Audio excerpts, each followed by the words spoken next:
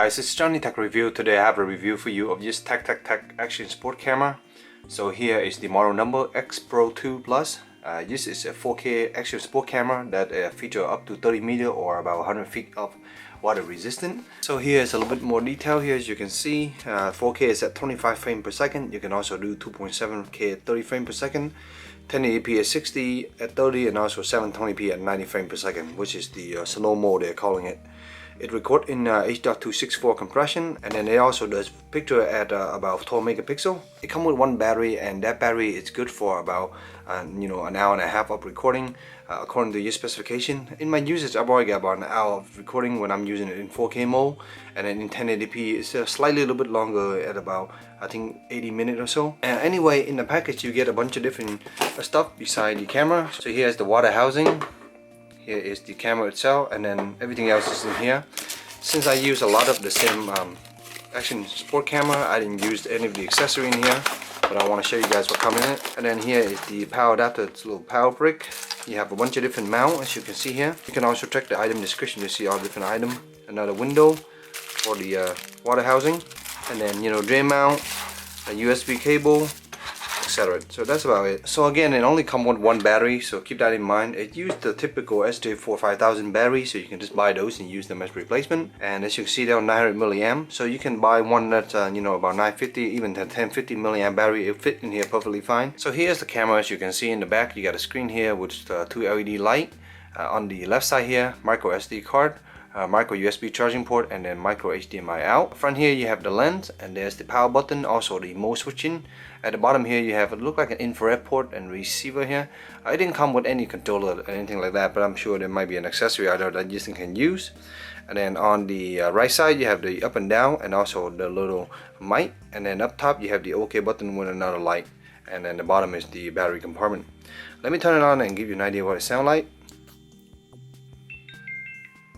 You can see now the sound very similar to the SJ4 sound.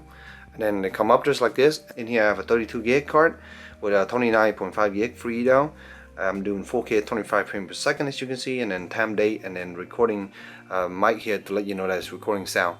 Make sure you turn this on because the default it will have the sound off if you want to record sound. While we're talking about sound, just want to let you know that the sound quality coming out of this guy, if you're just using it outside the housing, is decent. You can actually hear yourself either pointing the camera away or from you. It looks like the mics on this side here, it's picking up pretty well, but if you put this in the housing, it's very muffled and you can barely hear anything. So I'll show you a sample footage of that. The mic is now pointing away from me, so let me go ahead and turn the camera around. Speak to the camera right now. Let's see what this sounds like when I'm looking at a computer. I don't think the microphone is that good. You can click this button here to switch between the different mode, and you can press that button to start recording. So right now in that 4K mode, we can switch to the picture mode. We can go to the fast or slow motion mode here, 720p at 90 frames per second. And then here we can see the playback, and then setting. And so when you're in your setting mode here, you can press OK here, and then you can pick some of the options here. So right now we're in that video mode. You can change it here. Here we have 4K at 25, 2.7K at 30, 1080p at 60, 1080p at 30, 720p at 90, and 720p at 60, 2720p at 30. So those are some of the options.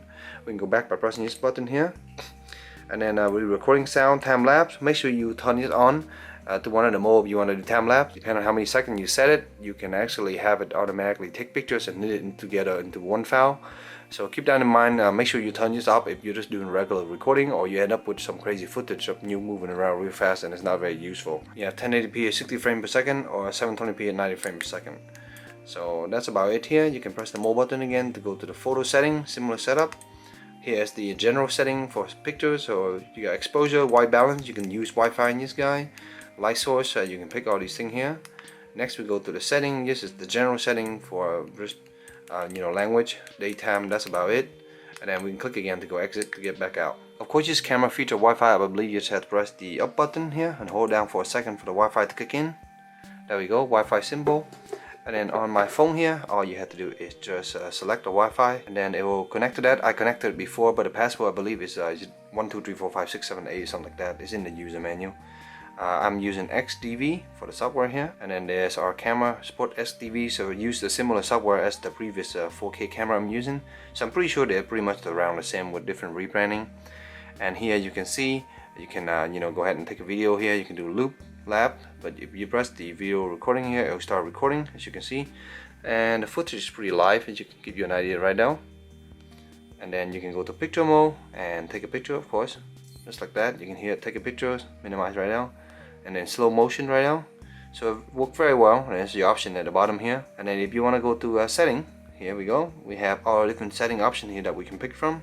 Very nice. Just allow you to select all these different options again very quickly. These apps are very nice for you to take a look at your pictures from your device. So go to your device over here. Take a second for it to load from the Wi-Fi.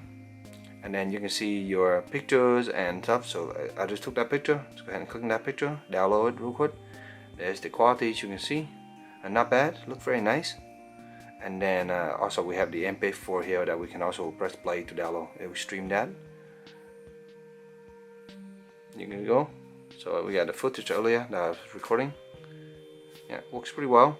Of course, you can also download this video if you wanted to. All you have to do is select this check mark here and hit download, and then just pick the one that you want, and then you press download. Of course, it's not very fast, so keep that in mind.